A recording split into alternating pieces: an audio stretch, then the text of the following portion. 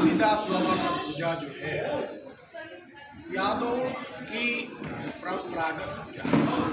यह पूजा उस चीज को याद दिलाती है जब भगवान कृष्ण ने इंद्र जी को चैलेंज करके उनकी पूजा को चैलेंज किया। उन्होंने ये कहा था कि हम गाय के लिए, हमारी गाय माता जो है, हमारी गाय माता के लिए गोवर्धन से हमें पानी मिलता है, गोवर्धन पर्वत से हमें गायों के लिए चारा मिलता है, हमारे खाने के लिए अनाज भी गोवर्धन पर्वत से मिलता है, हमारी गाय माता हमको दूध देती है।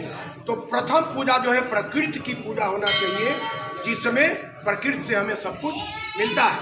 तो कृष्ण भगवान ने उस समय गोवर्धन पर्वत के पास जा करके उंगली पे उठाने वाला जो बात है, उन्होंने पर्वत उठाया नहीं था, पूरे समाज के लोगों के, पूरे यादव वंश को ले जा करके गोवर्धन पर्वत की उन्होंने पूजा कराया था, जिसका नाम दिया गया कि उन्होंने उंगली पे गोवर्धन पर्वत को उठा लिया।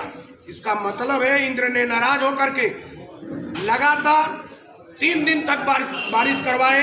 इसके बाद भी गोवर्धन वासी जा करके बोले इंद्र से कि हमारा वहाँ तो सूखा पड़ा हुआ है, देख लीजिए आज भी पूजा के समय बारिश नहीं हो रही है, सूखा है, हमारी खीर पूजा चढ़ रही है। इसी तरह भगवान इंद्र ने इस पूजा को उनके विरोध में कृष्ण भगवान ने किया और प्रकृति की पूजा करते हैं।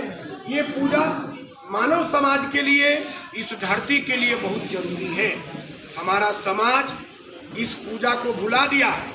हमने बांके बिहारी यादव समाज ने लगातार 2019 से इस पूजा को भोपाल में करने का शुरुआत किया।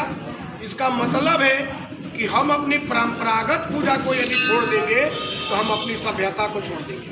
हमारा धर्म सनातन धर्म है। सनातन धर्म में पाखंड से दूर रह करके प्रकृति की पूजा जरूरी है।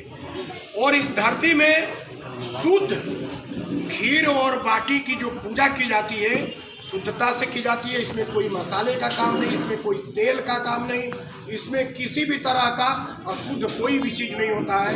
शुद्ध रूप से खीर और बाटी बनाई जाती है और पूरा समाज के लोग इस पूजा में प्रसाद को एक साथ बैठ करके ग्रहण करते हैं और इस पूजा को धूमधाम से मनाया जाता है। आगे हम आने वाली नवयुवक पीढ़ियों से आग्रह करूंगा कि इस हमारी परंपरा को आगे बढ़ाने का आप लोगों के सिर है, आप लोगों के कंधे पे मैं इस भार को देना चाहता हूं। हम आपके साथ हैं। बोलिए वृंदावन बिहारी लाल की जय। काशीनाथ बाबा की